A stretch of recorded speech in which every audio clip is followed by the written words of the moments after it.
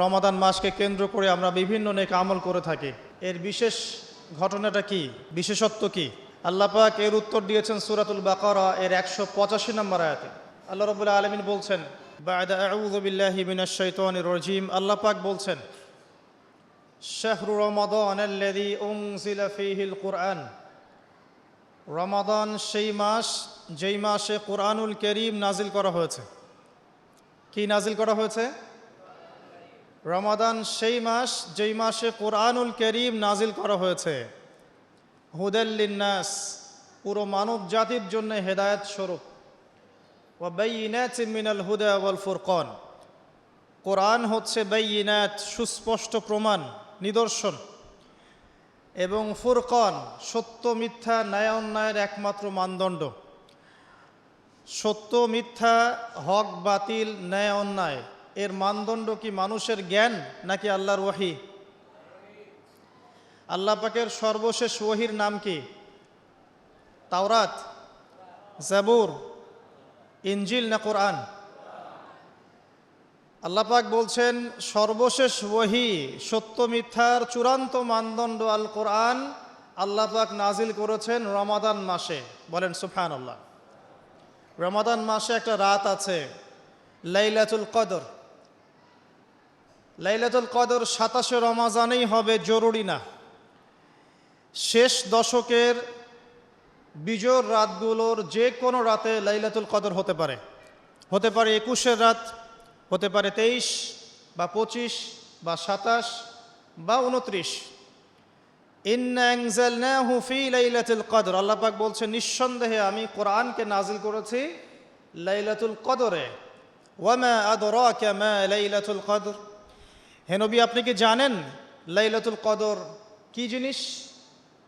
লাইলাতুল কদরি খায়রুম মিন আলফি শাহর, এই রাতটা হচ্ছে 1000 মাসের চাইতে উত্তম। কোরআন নাজিল করার কারণে লাইলাতুল কদর 1000 মাসের চেয়ে উত্তম। এই লাইলাতুল কদরে আপনি ইবাদত করলে 1000 মাস ইবাদতের নেকি পাবেন ইনশাআল্লাহ। সুবহানাল্লাহ। তানাজ্জালুল মালায়েকাতু ওয়ার রূহ, এই রাতে মালায়েকা নাজিল হন, অবতীর্ণ হন বা অবতরণ করেন এই পৃথিবীতে, এবং জিবরাইল আলাইহিস সালাম এই পৃথিবীতে আসেন, নেককার বান্দাদের জন্য দোয়া করতে থাকেন। সালামুন হিয়া হাত্তা মাতলাইল ফজর, সকাল পর্যন্ত এই রাতে শান্তি বিরাজ করে। এই রাতে জিবরাইল আলাইহিস সালাম ফেরেশতাদেরকে নিয়ে আসেন, প্রত্যেকটা কাজের ফয়সালা অর্থাৎ 1 বছরের তাকদীর নতুন করে নবায়ন করা হয় লাইলাতুল কদরের রাতে। আল্লাহ পাক বলছেন এই কদরের রাতেই আমি কোরআন নাজিল করেছি। আর এই কোরআন যে মাসে নাজিল করা হয়েছে তার নাম কি? রমাদান মাস। তাহলে রমাদান মাসের সবচেয়ে গুরুত্বপূর্ণ বিষয়টা হচ্ছে আল কোরআন নাজিল হওয়া। এই তো কথা কি বুঝতে পারছেন? রমাদান মাসের সবচেয়ে গুরুত্বপূর্ণ ইভেন্টটা কি? আল কোরআন নাজিল হওয়া। তাহলে এই রমাদান মাসে আমাদের সবচেয়ে বড় দায়িত্বটা কি? কোরআন কেন্দ্রিক জীবন গড়া, তাই নয় কি? কোরআন কেন্দ্রিক জীবন গড়া, কোরআন পড়তে শেখা, কোরআন মানুষকে শেখানো, কোরআনের অর্থটা বোঝা, কোরআনকে নিয়ে গবেষণা করা, কোরআনের দাওয়াত মানুষকে দেয়া, এবং কোরআনের যে বিধান এটা বাস্তবায়নের চেষ্টা করা। এই তো কোরআন কেন্দ্রিক কাজ তো এইগুলোই। আসেন খুব সরল কথা বলি যে আমরা যারা মুসলিম আছি কোরআন কেন্দ্রিক আমাদের কি কাজ করা উচিত, এই রমাদান মাসে আমরা কি করতে পারি, এবং রমজান মাস থেকে শিক্ষা নিয়ে সারা বছর এটাকে ধরে রাখতে পারি কিভাবে, এটাই মূল কথা। অনেক বেশি কথার প্রয়োজন নাই, মূল কথা কিন্তু অল্প। রমাদান মাসে আমাদের প্রথম দায়িত্ব হচ্ছে আল কোরআন পড়তে শেখা। আমরা কারা কারা কোরআন পড়তে জানি? হাত উঁচু করি একটু। মাশাআল্লাহ, বেশিরভাগ মানুষই কোরআন পড়তে জানেন, আলহামদুলিল্লাহ। জাযাকুমুল্লাহ খায়রান, আল্লাহ পাক আপনাদেরকে বারাকা দান করুন, দোয়া করি। প্রথম কাজ কোরআন পড়তে শেখা। পড়তে জানেন আলহামদুলিল্লাহ, তবে আমি কিছু কথা বলি যেগুলো শুনলে হয়তো আপনার কাছে মনে হবে যে আরো ভালো করে পড়া শেখা উচিত। পড়তে শেখা খুব গুরুত্বপূর্ণ একটা কাজ, কিন্তু যেমন তেমন করে পড়তে শিখলে হবে না, মদ মাখরাজ তাজবিদের সাথে পড়তে হবে। যেমন একটা অক্ষর আছে কফ, বড় কফ, যেমন কফ দিয়ে একটা শব্দ আছে কুল। আপনারা সূরায় পড়ছেন নামাজে কুল হু আল্লাহু আহাদ, তাই পড়ছেন না? তো এই কুল শব্দের অর্থ হচ্ছে বলুন। কিন্তু আপনি যদি কফ এর মাখরাজটা ভুল করেন এবং কফ না বলে আপনি ছোট কাফ পড়েন এবং কুল না পড়ে আপনি কুল পড়েন, বলেন যে কুল হু আল্লাহু আহাদ, তাহলে অর্থটা পরিবর্তন হবে। অর্থ দাঁড়াবে খাও আল্লাহ এক এবং অদ্বিতীয়। আমি কি বুঝাতে পারছি? শুধুমাত্র কফ এর উচ্চারণ সঠিকভাবে না করার কারণে আপনার অর্থ পরিবর্তন হয়ে গেছে, বলো এর জায়গায় খাও অর্থ চলে এসেছে। আপনি পড়ছেন আল্লাহু আকবার, আলহামদুলিল্লাহি রাব্বিল আলামিন, এই তো আপনি পড়ছেন আলহামদুলিল্লাহ। শব্দটা কি? আলহামদুলিল্লাহ। এই হা এর মাখরাজ কোথায়? হা এর মাখরাজ কোথায় বলেন একজন? কণ্ঠনালীর মাঝখান থেকে। এখান থেকে আপনি উচ্চারণ করছেন আলহামদুলিল্লাহি রাব্বিল আলামিন। অর্থ দাঁড়াচ্ছে সমস্ত প্রশংসা জগৎসমূহের রব আল্লাহর জন্যে। ঠিক আছে? কিন্তু আপনি এই হায়ে হুত্তির জায়গায় যদি হায়ে হাওয়াস পড়েন, যার মাখরাজ অন্য জায়গা থেকে, আপনি পড়ছেন ফর এক্সাম্পল আলহামদুলিল্লাহি রাব্বিল আলামিন, যেমনটা অনেকেই পড়ে থাকে।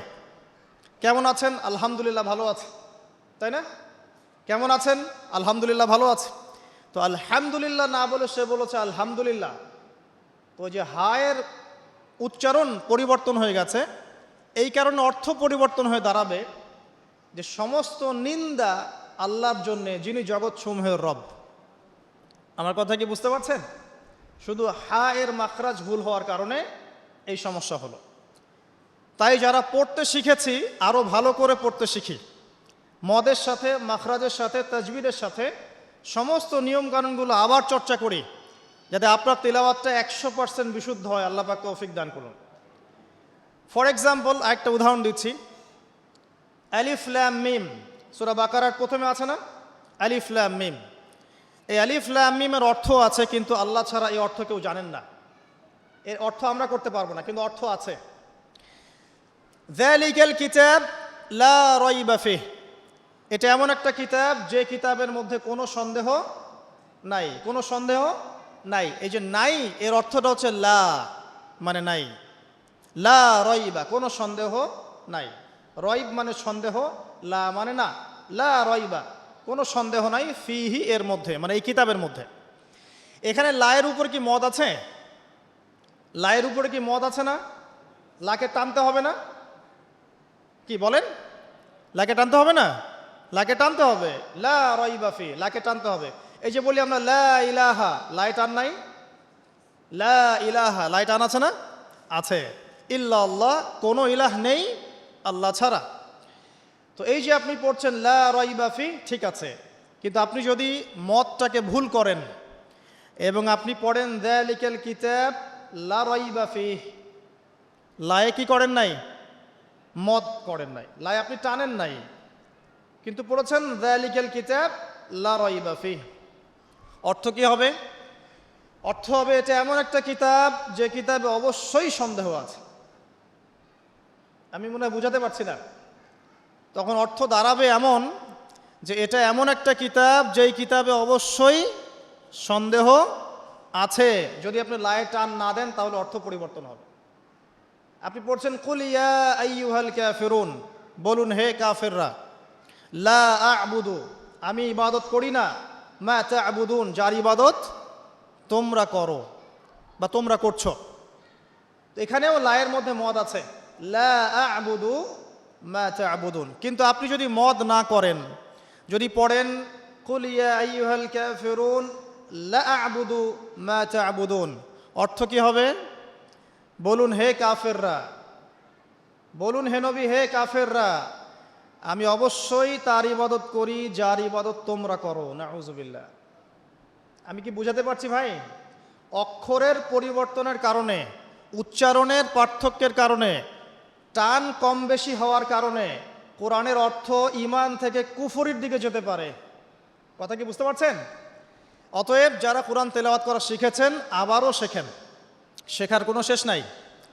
যদি এখন আমি কোরআন তেলাওয়াত আপনাদেরকে ধরি, দেখা যাবে অনেকের তেলাওয়াত ভুল পাওয়া যাবে না?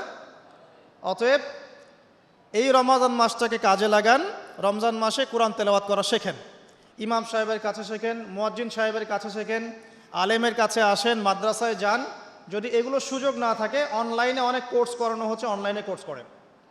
সবচেয়ে ভালো হয় মাদ্রাসায় গিয়ে পড়লে। যদি মাদ্রাসায় পড়তে না পারেন, অনলাইন অফলাইনে কোর্সের মাধ্যমে শেখেন। আপনাকে শিখতে হবে, যে কোনো নিয়মে হোক শিখতে হবে। নুরানি পদ্ধতি বলেন, বৈজ্ঞানিক পদ্ধতি বলেন, যে নিয়মেই বলেন, আপনাকে বিশুদ্ধ করে শিখতে হবে। এবার শিখে ফেললে আপনি কি পাবেন? খুব সংক্ষেপে বলছি। শিখে ফেললে আপনি কোরআন তেলাওয়াত করবেন নিয়মিত। আমি পরামর্শ দেই, প্রত্যেক দিন এক পারা করে পড়েন। প্রত্যেক দিন এক পারা, তাহলে 30 দিন 30 পারা পড়া হবে। প্রত্যেক মাসে একটা করে খতম দিতে পারবেন, আপনি বছরে 12টা খতম দিতে পারবেন। যদি আপনি বিশুদ্ধ করে তেলাওয়াত করতে শেখেন, তাহলে রাসূল সাল্লাল্লাহু আলাইহি ওয়াসাল্লামের কিছু হাদিস আপনার জন্যে। নবী সাল্লাল্লাহু আলাইহি ওয়াসাল্লাম বলেছেন, ইকরাউল কোরআন, তোমরা বিশুদ্ধ করে কোরআন তেলাওয়াত করো। ফাইন্নাহু ইয়াতি ইয়াউমাল কিয়ামাহ শাফিআন লিআসহাবিহি, কারণ কিয়ামতের দিন কোরআন তার পাঠকের পক্ষে সুপারিশ করবে। সুবহানাল্লাহ। তিনি বলছেন সূরা বাকারা এবং সূরা আলে ইমরান সুপারিশ করবে, ওই পাঠকের উপরে ছায়া প্রদান করবে। কিয়ামতের মাঠে কোনো ছায়া থাকবে?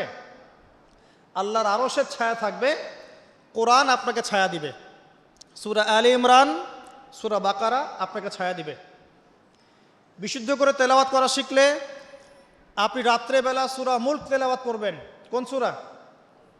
সূরা মুলক। যে ব্যক্তি রাতের বেলা তেলাওয়াত করে, এই ব্যক্তি মৃত্যুবরণ করলে ইনশাআল্লাহ তাআলা তার কবরের আযাব হবে না। কবরের আযাব কি চারটাখানি কথা?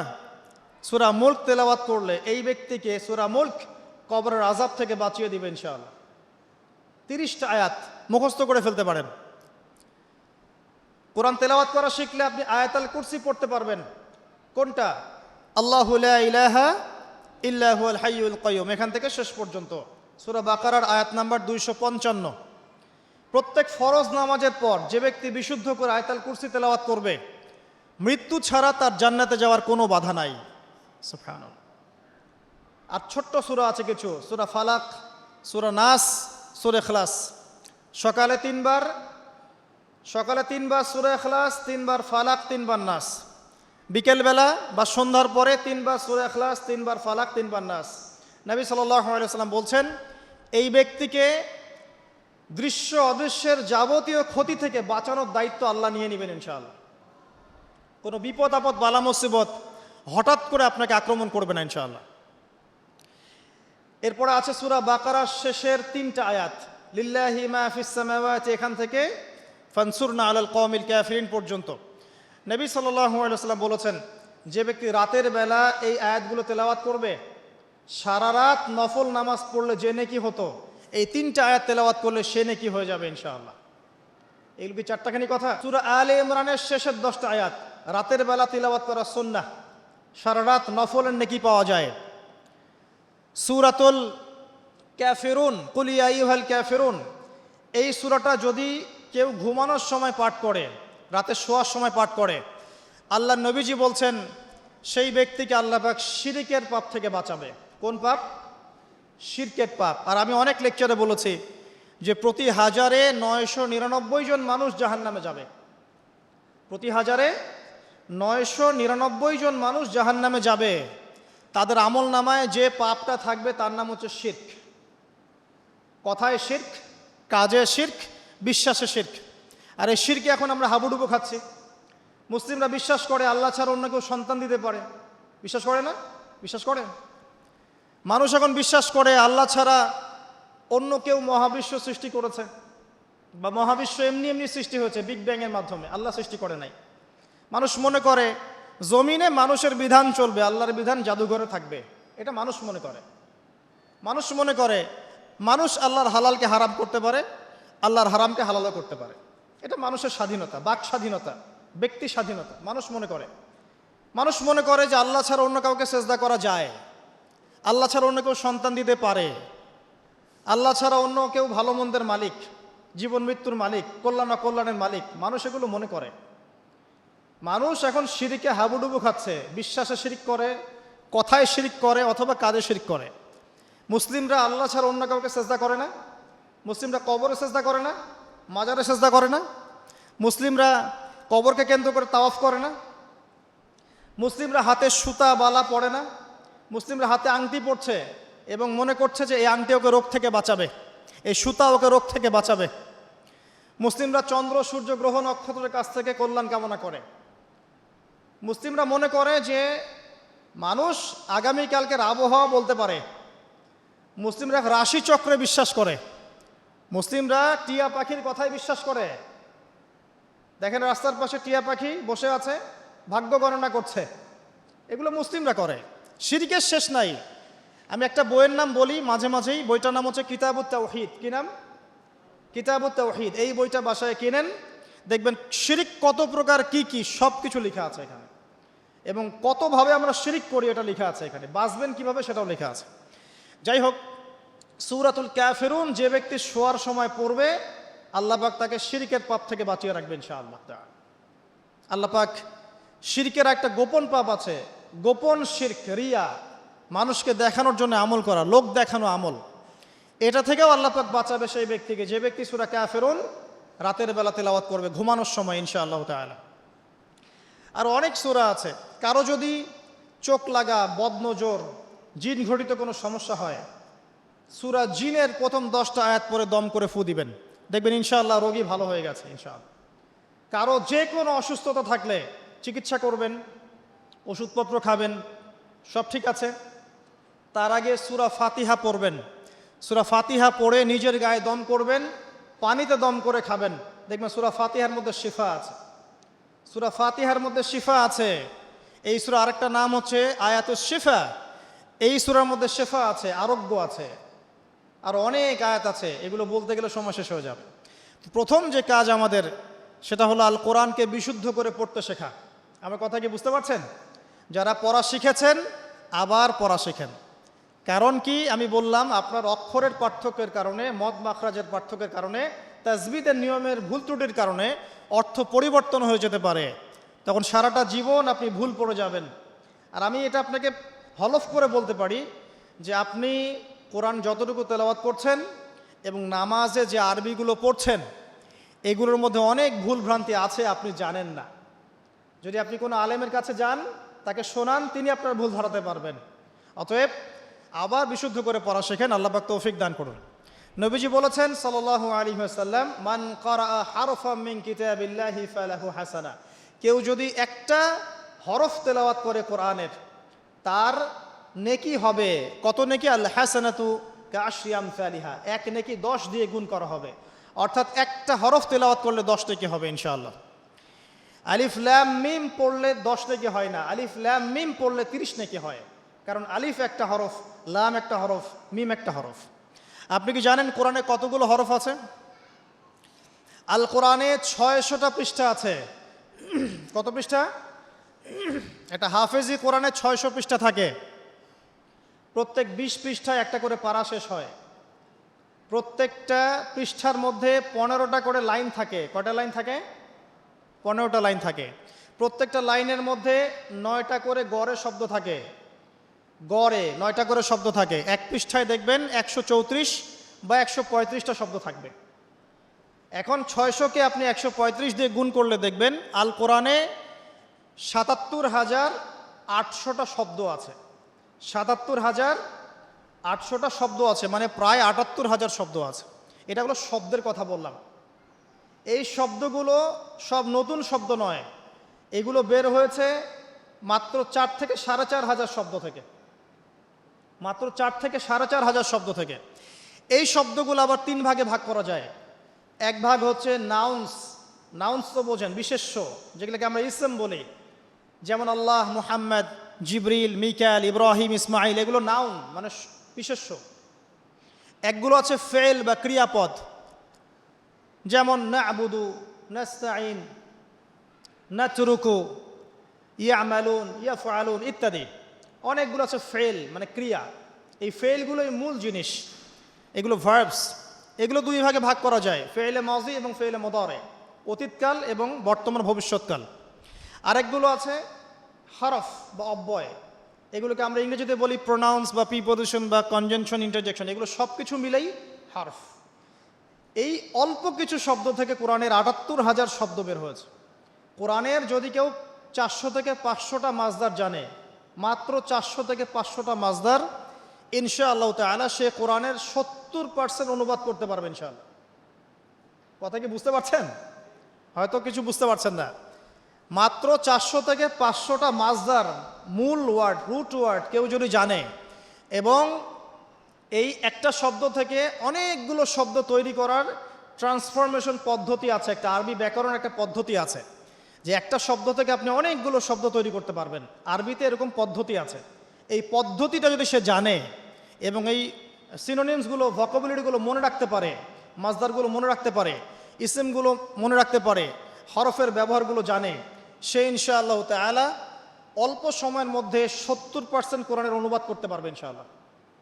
বাকি 30% কি হবে সেটা নিয়ে পরে চিন্তা করা যাবে। আমি একটা ছোট্ট উদাহরণ দিচ্ছি। সূরা ফাতিহা, এখানে কম বেশি 18 থেকে 20টা শব্দ আছে, ঠিক আছে? আলহামদুলিল্লাহি রব আলামিন, রহমান রহিম, মালিক ইয়াউমদ্দিন, শব্দগুলো আছে, হয়তো সব মিলিয়ে হবে 18 থেকে 20টা শব্দ। সূরা ফাতিহার এই শব্দগুলো কোরআনে রিপিট করা হয়েছে ৭৮০০ বার। কতবার? ৭৮০০ বার। মানে সূরা ফাতিহার অর্থ যে জানে সে কোরআনের ৭৮০০টা শব্দের অর্থ জানে। আল্লাহ পাক এই জন্যই বলেছেন, ওয়ালাকাদ ইয়াসসারনাল কুরআনা লিযিকরি ফাহাল মিন মুদ্দাকির, আমি কোরআনকে বোঝার জন্য সহজ করে দিয়েছি, উপদেশ গ্রহণের জন্য সহজ করে দিয়েছি। ফাহাল মিন মুদ্দাকির, কেউ কি আছো উপদেশ গ্রহণকারী? কোরআন বোঝা সহজ, হাদিস শাস্ত্র কঠিন। হাদিস শাস্ত্রের মধ্যে অনেক কঠিন শব্দ থাকে, অনেক উঁচু স্তরের ব্যাকরণ থাকে। কোরআন সত্যি বোঝা সহজ, শুধু প্রয়োজন আপনার পরিশ্রম, আপনার লেগে থাকা, আপনার দোয়া, আপনার অধ্যবসায় এবং আলেম উলামার কাছে যাওয়া আসা করা এবং ধারাবাহিকতা বজায় রাখা। ইনশাআল্লাহ 2টা বছর সময় দেন, দেখবেন ইনশাআল্লাহ তাআলা আপনি আল কোরআনের মিনিমাম 60 থেকে 70% বুঝতে পারছেন। আমি কিন্তু বলছি না যে আপনি মুফতি হয়ে যাবেন, মুহাদ্দিস হয়ে যাবেন, মুফাসসির হয়ে যাবেন, এটা বলছি না। কিন্তু আপনি কেউ কোরআন তেলাওয়াত করলে আপনি তার অর্থটা বুঝতে পারবেন। আসুন কোরআনকে সময় দিন। রমাদান মাসে প্রথমে তেলাওয়াত করা শিখুন, প্রত্যেক হরফে 10টা করে নেকি পাবেন। এই যে বললাম ৭৮,০০০ শব্দ, তাহলে অক্ষর কত লাখ আছে আপনি চিন্তা করেন। এখন বিশুদ্ধ করে তেলাওয়াত করা শিখলে যদি আপনি রমাদান মাসে 1 খতম দেন কোরআন, এমনিই তো খতম দিলে আপনার প্রত্যেক হরফে 10 নেকি হবে, আর রমাদান মাসে খতম দিলে 70 থেকে 700 গুণ বাড়িয়ে দেওয়া হবে। তাহলে একটা খতম দিলে আপনার আমল নামায় কত কোটি নেকি লেখা হবে, এটা আপনি চিন্তা করেন। তাই রমাজানে যারা কোরআনকে সময় দিতে পারেনি এখনো, আমি বলবো তাদের চেয়ে হতভাগা আর কেউ নাই। এখন তাদের চেয়ে হতভাগা মানুষ এই পৃথিবীতে কেউ নাই।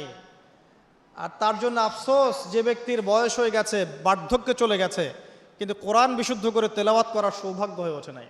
আল্লাহ পাক আমাদের সবাইকে কোরআন তেলাওয়াত করার তৌফিক দান করুন, আমিন। প্রত্যেক মাসে একটা করে খতম দেওয়ার তৌফিক দান করুন, প্রত্যেক দিন 1 পারা করে পড়ার তৌফিক দান করুন, এবং কোরআন অর্থ বোঝার তৌফিক দান করুন, আমিন। কোরআন তিলাওয়াত করা শেখার পরে কি করবেন? কিছু অংশ হিফজ করবেন, কিছু অংশ মুখস্থ করবেন। যারা পুরো মুখস্থ করে তাদেরকে আমরা বলি হাফেজে কোরআন, তাই তো? আমরা যারা হাফেজ হতে পারি নাই, আমাদের বাচ্চাদেরকে হাফেজ বানানো যায় না? আমার ছেলে, আমার মেয়ে, আপনার ছেলে, আপনার মেয়ে হাফেজ হতে পারে না? আর আমরা সারা জীবনে কত শত বই মুখস্থ করেছি। কেমিস্ট্রির ওই যে পর্যায় সারণী আপনার মুখস্থ, ফিজিক্সের সূত্রগুলো মুখস্থ, এই যে হায়ার ম্যাথের কঠিন কঠিন সূত্র মুখস্থ, ইকোনমিক্স মুখস্থ। আপনার বিসিএস কোচিং করছেন, আপনি কোন সাহিত্য কে লিখেছে, কোন কবিতা কে লিখেছে, কোন কবির জন্ম কবে, মৃত্যু কবে, সব মুখস্থ, তাই না? আমরাও তো পড়েছি এগুলা। তো এগুলো মুখস্থ করায় না? কত গল্প, প্যারাগ্রাফ রচনা আপনি মুখস্থ করেছেন। কোরআন 600 পৃষ্ঠার একটা কিতাব, আপনি মুখস্থ করতে পারবেন না, এটা কিন্তু বিশ্বাসযোগ্য কথা নয়। বরং পৃথিবীর কোনো বই মানুষ হুবাহু বলতে পারে না কোরআন ছাড়া। বেদ মানুষ কি মুখস্থ বলতে পারে? বাইবেল মানুষ মুখস্থ বলতে পারে? জাবুর, ইনজিল মানুষ মুখস্থ বলতে পারে? কোরআন ছাড়া কোনো কিতাবই মানুষ মুখস্থ বলতে পারে না। কিন্তু কোরআন, আজকে যদি কোরআন পৃথিবী থেকে মুছে ফেলা হয় মানে পৃথিবী থেকে সমস্ত কোরআনের কপি যদি আজকে মুছে ফেলা হয়, কালকে দেখবেন আগামীকাল কোরআনের হাফেজরা কোরআন আবার লিখে ফেলবে ইনশাআল্লাহ। এটাই কোরআন। ইন্না নাহনু নাযালনা যিকরা ওয়া ইন্না লাহু লাহাফিজুন। আমি এই কোরআন, এই জিকির নাজিল করেছি, আর আমি আল্লাহ এর হেফাজত করব। আল্লাহ পাক দায়িত্ব নিয়েছেন। অতএব আমরা হাফেজ হওয়ার চেষ্টা করি।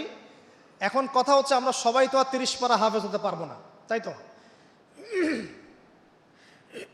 তাহলে আমি কিছু ইম্পর্টেন্ট সূরা বলছি, কিছু ইম্পর্টেন্ট সূরা, ইম্পর্টেন্ট আয়াত, এগুলো সবাই মুখস্থ করবেন, পারবেন?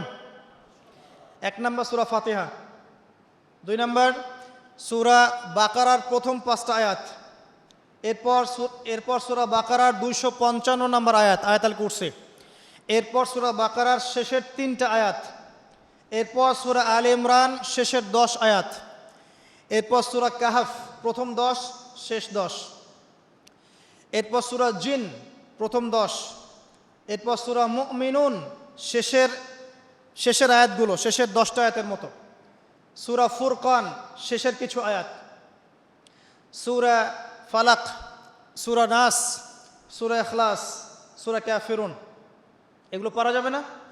সূরা হাশর শেষের 3টা আয়াত, সূরা হাশরের শেষের আয়াতগুলো, সূরা হজের শেষের আয়াতগুলো, এরপরে আপনি পড়বেন সূরা তাহার কিছু আয়াত, তারপরে আছে সূরা বনী ইসরাইল এর কিছু আয়াত, সূরা মুলক মুখস্থ করবেন, সূরা মুলক, আর 2টা সূরা অবশ্যই মুখস্থ করবেন, সূরা আর রহমান, সূরা ইয়াসিন। এতটুকু পারা যাবে না? খুব বেশি পড়া দিলাম? আচ্ছা, এই রমজানে না পারি, এই রমজান থেকে আগামী রমজান আসা পর্যন্ত পারা যাবে না? পারা যাবে ইনশাআল্লাহ তাআলা। আল্লাহ পাক আমাদের সবাইকে কোরআনের মিনিমাম 1 পারা হিফজ করার তৌফিক দান করুন, আমিন। আর আমাদের বাচ্চাদেরকে আল্লাহ পাক কোরআনের হাফেজ হিসেবে কবুল করুন, বড় আলেম হিসেবে কবুল করুন, আল্লাহর দিনের বড় দায়ী এবং মুজাহিদ হিসেবে কবুল করুন, আমিন। এরপর কি কাজ? কোরআনের অর্থ বুঝতে হবে। বারবার একটা কথা বলি যে কোরআন তেলাওয়াত করলে প্রত্যেক হরফে 10 নেকি হবেই, অথবা 70 নেকি হবে, অথবা 700 নেকি হবে, কিন্তু অর্থ না বুঝলে কোরআনের মৌলিক হকটা আদায় হবে না। এক শ্রেণীর মানুষ মনে করে যে কোরআনের অর্থ বুঝলে কিছু মানুষের ভাত আর টিকবে না জমিনের মধ্যে। কিছু মানুষ মনে করে যে কোরআনের অর্থ যদি সবাই বুঝে ফেলে তাহলে এক শ্রেণীর মানুষের ধর্ম ব্যবসা টিকবে না। আল কোরআনুল কারীম নির্দিষ্ট কিছু মানুষের জন্য নয়, পুরো মানব জাতির জন্যেই। একজন অমুসলিম কি কোরআন পড়ে হেদায়েত পেতে পারে না? একজন হিন্দু ভাই সে কোরআন পড়ে কি এক ঈশ্বরে বিশ্বাস করে ইসলাম কবুল করতে পারে না? তো কোরআন থেকে হেদায়েত পেতে হলে তো অর্থটা জানতে হবে। সূরা ফাতিহা আপনি পড়ছেন, অর্থ যদি না বোঝেন আপনার নামাজে মনোযোগ কিভাবে আসবে? মালিকি ইয়াউমিদ্দিন আপনি বলছেন নামাজের মধ্যে, মালিকি ইয়াউমিদ্দিন, বিচার দিনের মালিক। তারপরেও যদি আপনি চিন্তা করেন আমি এই জমিনের মালিক, তাহলে কি হবে? ইয়াকা না'বুদু ওয়া ইয়াকা নাস্তাঈন, আমরা নামাজে বলছি আল্লাহ শুধু আপনারই ইবাদত করি, আপনার কাছেই সাহায্য চাই। এই ব্যক্তি কি মসজিদ থেকে বের হয়ে কবরে সেজদা করতে পারবে? সে তো নামাজে বলেছে আমি শুধু আপনারই ইবাদত করি, আপনার কাছেই সাহায্য চাই। অতএব অর্থ জানার দরকার আছে না? রুকুতে কি পড়ছি, তাসবিতে সেজদায় কি পড়ছি, আত্তাহিয়াতুর অর্থ কি, দরুদ শরীফের অর্থ কি, দোয়ায়ে মাসুরার অর্থ কি, হাত তুলে আমরা কি দোয়া করি, এগুলো অর্থ বুঝলে নামাজে মনোযোগ বাড়বে না? কোরআন তেলাওয়াত করতে করতে অর্থ বুঝতে থাকলে আপনি কোরআনকে ফিল করতে পারবেন না, ভিতরে ঢুকতে পারবেন না। যখন আপনি অর্থটা বুঝবেন তখন দেখবেন আপনি কোরআনকে এত বেশি ফিল করবেন, মানে কোরআনকে আপনি ভিতর থেকে অনুভব করবেন যে কোরআন কি জিনিস, এর মধ্যে কত কাব্য আছে, সাহিত্য আছে, ইতিহাস আছে, কেসা আছে, শিক্ষণীয় বিষয় আছে, জাহান্নামের আয়াত আছে, জান্নাতের আয়াত আছে, বৈজ্ঞানিক আয়াত আছে, কৃষির আয়াত আছে, আকাশকে নিয়ে আয়াত আছে, ব্যবসা নিয়ে আয়াত আছে, আপনার পরিবার নিয়ে আয়াত আছে, মহিলাদেরকে নিয়ে আয়াত আছে, পুরুষদেরকে নিয়ে আয়াত আছে, জীববিজ্ঞান নিয়ে কথা আছে, মহাকাশ নিয়ে কথা আছে। এমন কোনো বিষয় নাই যেটা আল্লাহ পাক কোরআনে বলেন নাই। এমন কোনো বিষয় নাই যেটা আল্লাহ পাক কোরআনে বলেন নাই। যে কবি বা কাব্য বা সাহিত্য পছন্দ করে সে যদি সূরা হুদ পড়ে, সূরা শুআরা পড়ে, সে বুঝবে কাব্য সাহিত্য কাকে বলে। যে সাহিত্য উপন্যাস পছন্দ করে সে যদি সূরা ইউসুফ পড়ে, সূরা ইউসুফ, তাহলে বুঝবে যে উপন্যাস কাকে বলে, আহসানুল কসাস কাকে বলে। কেউ যদি এই ছন্দ চর্চা করতে ভালোবাসে, সে সূরা আর রহমান পড়ে দেখুক ছন্দ কাকে বলে। কোরআনের এক একটা সূরা আপনি পড়েন, ভিতরে ঢোকেন, দেখবেন কোরআনকে আপনি ফিল করতে পারছেন। আর রমজান মাস ছাড়া অন্য কোন মাসে আপনি কোরআন চর্চা করবেন? রমজান মাস ছাড়া অন্য কোন মাসে কোরআনকে শিখবেন, বুঝবেন, আমল করবেন? আল্লাহ পাক বোঝার তৌফিক দান করুন, আমিন। আর অনেক কথা বলার ছিল কিন্তু সময় কম। এক কথায় কোরআন অর্থটা বোঝার চেষ্টা করেন। এখন অর্থ বুঝতে হলে কি করতে হবে? কঠিন। অর্থ বুঝতে হলে আপনাকে আরবির যে ক্লাসিক্যাল বইগুলো আছে ব্যাকরণে, সেগুলো পড়তে হবে। আর এই বইগুলো কি একা পড়া যাবে? উত্তর না, এই বইগুলো একা একা পড়া যাবে না, উস্তাদের কাছে যেতে হবে। মিজান মুনসাহেব পড়তে হবে আপনাকে, নাহু সরফের কিতাব পড়তে হবে, বালাগাতের কিতাব পড়তে হবে। এগুলো পড়ার পরে আপনি ইসম ফেল হরফ বুঝবেন, এসো আরবি শিখি পড়বেন, সফওয়াতুল মাজদার পড়তে হবে, অনেক বই পড়তে হবে। পড়ার পরে আপনি বুঝতে পারবেন কোরআনের ভাষাটা কি। তবে সবাই তো আর এটা পারবে না, পারবে? সবার পক্ষে তো পসিবল না। তাহলে সবার জন্য একটা সলিউশন, আপনার কাছে যে তাফসিরটাকে ভালো মনে হয়, তাফসিরে মারিফুল কোরআন হোক, তাফসির ইবনে কাসির হোক, তাফসিরে জালালাইন হোক, যেটা আপনার কাছে ভালো মনে হয় সেই তাফসির বাসায় কিনেন। বাসায় কিনে প্রত্যেক দিন 10টা করে আয়াতের অনুবাদ পড়েন। পারবেন? এটা কি কঠিন? সহজ। কিন্তু অনুবাদ পড়লেই কিন্তু আপনি কোরআন বুঝতে পারবেন না, এটা মনে রাখেন। কোরআনের অনুবাদটা কিন্তু কোরআন নয়, অনুবাদটা কিন্তু আমার ভাষায় আমি ট্রান্সলেট করেছি, কিন্তু আরবি থেকে আরবি বুঝতে না পারলে আপনি মূল কোরআনটা পাবেন না। আমি আসলে বুঝাতে পারছি না, মানে আমি বুঝছি জিনিসটা, কিন্তু আমি আপনাকে বোঝাতে পারছি না। আরবি এই যে আপনার মনে করেন ওয়াদ্দুহা ওয়াল-লাইলি ইযা সাজা মা ওয়াদ্দা'আকা রাব্বুকা ওয়া মা ক্বালা ওয়ালাল আখিরাতু খায়রুল লাকা মিনাল উলা ওয়ালা সাওফা ইউ'তিকা রাব্বুকা ফাতারদা আলাম ইয়াজিদকা ইয়াতীমান ফাআওয়া ওয়া ওয়াজাদাকা দাল্লান ফাহাদা ওয়া ওয়াজাদাকা আইলান ফাআগনা فأما اليتيم فلا تقهر وأما السائل فلا تنهر وأما بنعمة ربك فحدث। এই যে আমি একটা সূরা তেলাওয়াত করলাম, আমি আরবি থেকে আরবি বুঝতে পেরেছি, আমি আরবি থেকে আরবি বুঝতে পারছি এটার, কিন্তু এর অর্থটা পড়লে আপনি আরবির ভিতরে ঢুকতে পারবেন না। আরবি যদি আপনি শিখেন, বোঝেন, আপনি ফিল করবেন যে কি দরদ দিয়ে আল্লাহ পাক কথাগুলো বলছেন। আলাম ইয়াজিদকা ইয়াতীমান ফাআওয়া, হে নবী আমি কি আপনাকে ইতিম অবস্থায় পাইনি, আপনাকে কি আশ্রয় দেইনি? এই যে কন্টেন্ট, ধারাবাহিকতা, প্রসঙ্গ, এর ফ্লেভার, এটা বুঝতে হলে আপনাকে আরবি ভাষা লাগবে। আর আরবি ভাষা শেখাটা নিজের উপরে ফরজ করে নেন। আমি এই কথাটা এত জোর দিয়ে কেন বললাম? ইমাম শাফিঈ রাহিমাহুল্লাহ বলেছেন, আরেক মাযহাবের ইমাম, ইমাম শাফিঈ রাহিমাহুল্লাহ, তিনি বলেছেন মুসলিমদের উপরে কোরআন শিক্ষাও যেমন ফরজ, কোরআনের ভাষা শিক্ষাও ফরজ। কারণ ভাষা না শিখলে কোরআন শিখতে পারবে না মানুষ। আর আরবি ভাষা খুব সহজ, জানেন? আরবি ভাষা সহজ। বাংলা ব্যাকরণ যত কঠিন, আরবি ব্যাকরণ এত কঠিন নয়। বাংলা ব্যাকরণ কঠিন না? সন্ধি, কারক, বিভক্তি, সমাস পড়েছেন না? সমাস এত সহজ, কঠিন না জিনিসগুলো? আরবিটা সহজ।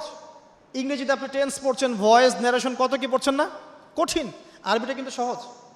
আর আপনি কোরআনের আরবিটুকু বোঝেন। আমি তো বলছি না সারাদিন আপনাকে আরবিতে কথা বলতে হবে, শুধু কোরআনের আরবিটুকু বোঝার চেষ্টা করেন, কারণ যাতে করে আপনি কোরআন, আল্লাহর কিতাব, আল্লাহর ভাষায় আপনি বুঝতে পারেন।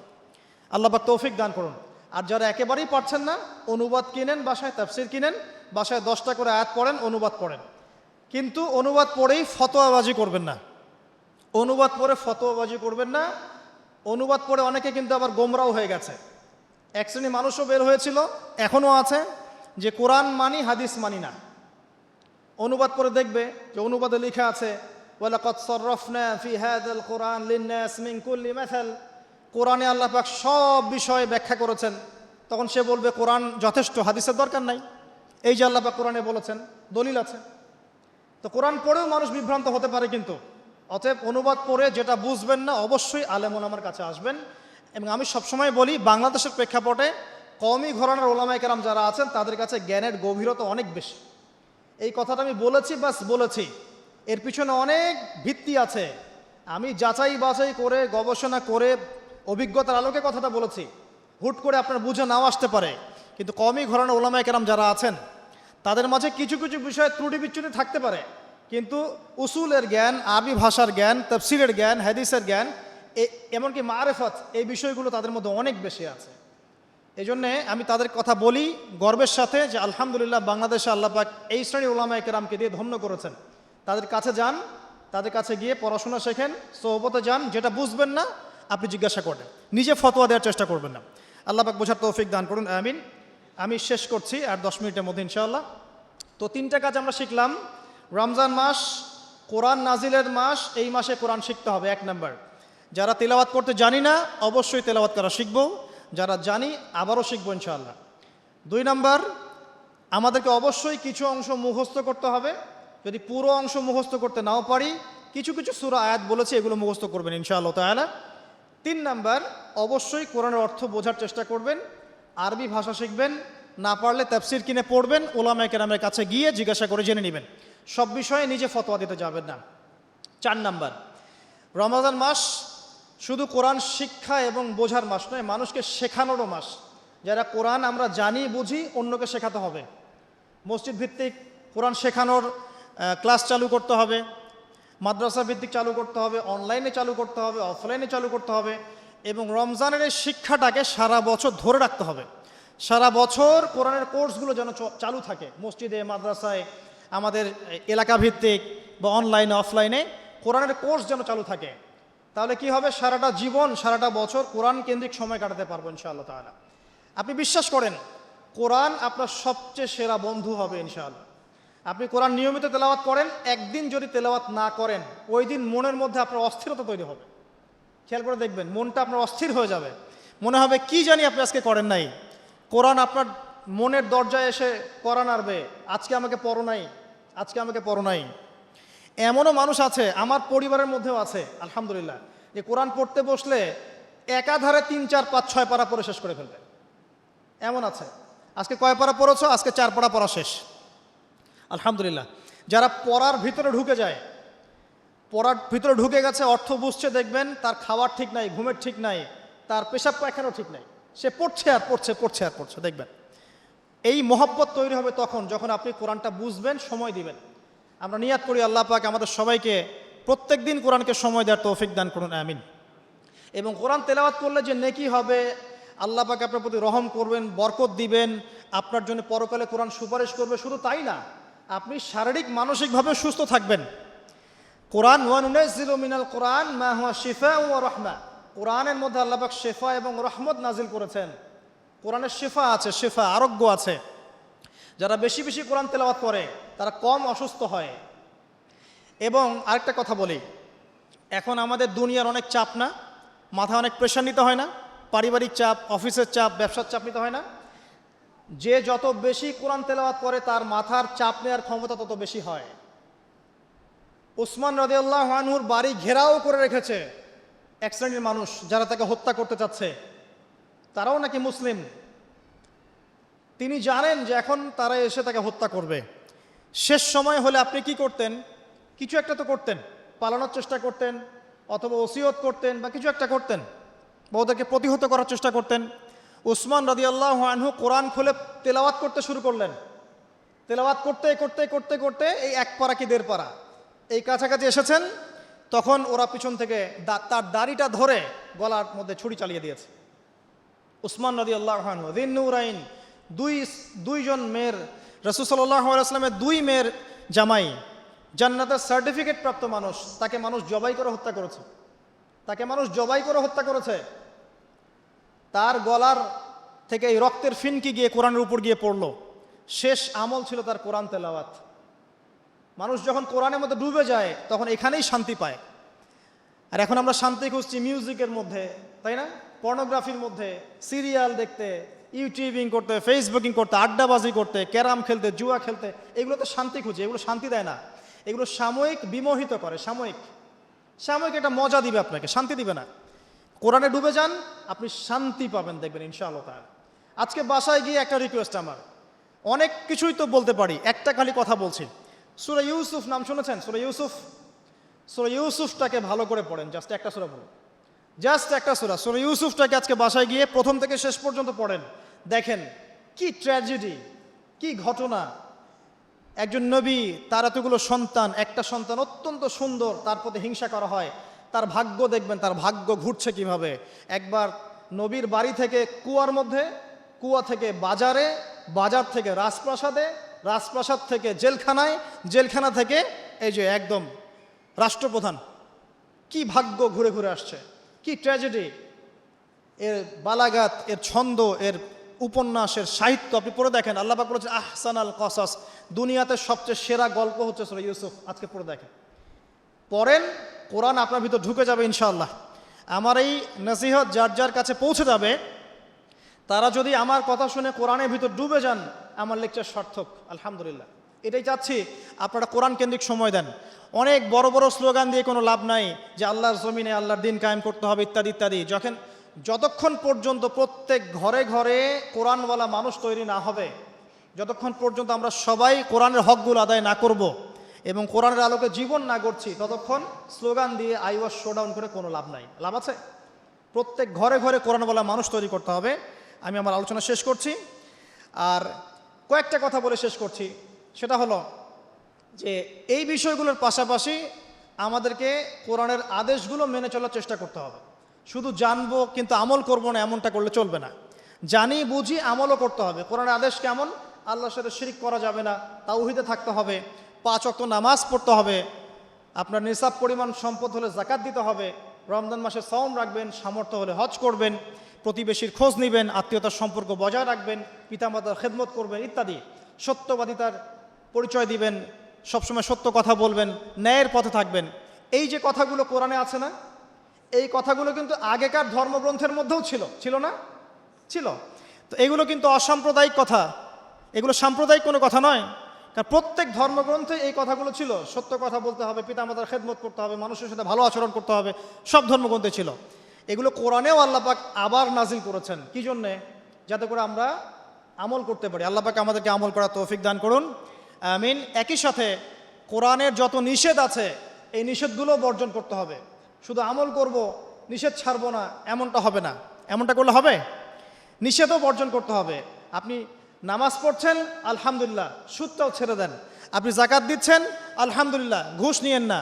আপনি হজ করছেন, উমরা করছেন, মাশাআল্লাহ, আপনি দুর্নীতি করেন না, মাপে কম দিয়েন না, সিন্ডিকেট করেন না, অন্যের সম্পদ আত্মসাৎ করেন না, জনগণের প্রতি জুলুম করেন না। আল্লাহ পাক আপনাকে তৌফিক দান করুন, আমিন। আদেশ মানছেন, মানেন, আলহামদুলিল্লাহ, একই সাথে নিষেধগুলোকে বর্জন করেন। আল্লাহ পাক তৌফিক ইনায়াত করুন, আমিন। অসংখ্য নিষেধ আছে। জেনার ধার কাছে যাওয়া যাবে না, মাদকদ্রব্য খাওয়া যাবে না, অন্যের সম্পদ আত্মসাৎ করা যাবে না, ইয়েতিমের মাল ভক্ষণ করা যাবে না, পরকিয়া করা যাবে না, ব্যভিচার করা যাবে না, ইত্যাদি ইত্যাদি। মিথ্যা কথা বলা যাবে না, চুরি ডাকাতি করা যাবে না, অন্যকে ঠকানো যাবে না। কত নিষেধ আছে কোরআনে। এই সমস্ত নিষেধগুলোকে বর্জন করলে পরে কোরআনের হকগুলো আদায় হবে ইনশাআল্লাহ তাআলা। আর সবশেষ কাজ হচ্ছে কোরআনের দাওয়াত মানুষের ঘরে ঘরে পৌঁছাতে হবে। কোরআন এবং হাদিস, হাদিস আর কোরআন আলাদা কিছু নয়। হাদিস কোরআনের ব্যাখ্যা। কোরআন এবং হাদিসের এই দাওয়াত মানুষের ঘরে ঘরে পৌঁছে দিতে হবে। হোক সে মুসলিম বা অমুসলিম, হোক সে পাহাড়ি এলাকার মানুষ, হোক সে জনপদের মানুষ, হোক সে চাকমা, হোক সে মারমা, হোক সে রাখাইন, হোক সে আরাকানের, হোক যে কোনো জায়গার মানুষ, যে কোনো গোত্রের, যে কোনো শ্রেণীর মানুষ, হোক সে ধনী বা গরিব বা সাদা বা কালো ইত্যাদি, যে কোনো ভাষাভাষী হোক, যে কোনো দেশের হোক, সবার ঘরে ঘরে কোরআনের মৌলিক দাওয়াত পৌঁছে দেওয়ার চেষ্টা করতে হবে। আল্লাহ পাক আমাদের সবাইকে তৌফিক দান করুন। যত বেশি দাওয়াত পৌঁছাবেন, আল্লাহর জমিনে আল্লাহর দিন জিন্দা থাকবে ইনশাআল্লাহ। দিন ইসলাম জিন্দা থাকলে আমরা নিরাপদে থাকব। ইসলাম জিন্দা না থাকলে আমরা নিরাপদে থাকব না। ইসলাম যদি পৃথিবীতে না থাকে, এই মুসলিমদের অস্তিত্ব পৃথিবীতে থাকবে না। যদি মুসলিমদের অস্তিত্ব টিকিয়ে রাখতে চান, তাহলে ইসলামকে টিকিয়ে রাখুন। আর ইসলামকে টিকিয়ে রাখতে হলে কোরআন এবং হাদিসের দাওয়াত নিজে আমল করে মানুষের ঘরে ঘরে দাওয়াত পৌঁছানোর চেষ্টা করুন। আল্লাহ পাক আমাদের সবাইকে এই কাজগুলো করার, যা বললাম তার উপর আমল করার তৌফিক আল্লাহ পাক আমাদের সবাইকে দান করুন, আমিন।